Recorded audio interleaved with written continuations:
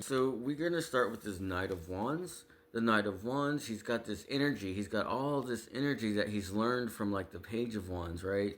And then he's got it, and he's ready to like strike. And he's probably thinking, it's probably gone to his head a little bit in this situation here with all these other cards.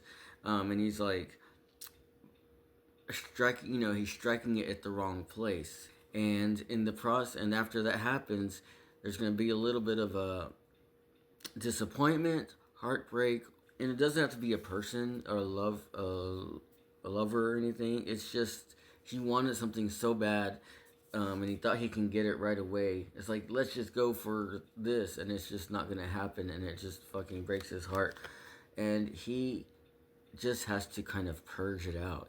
He has to purge it out, especially. But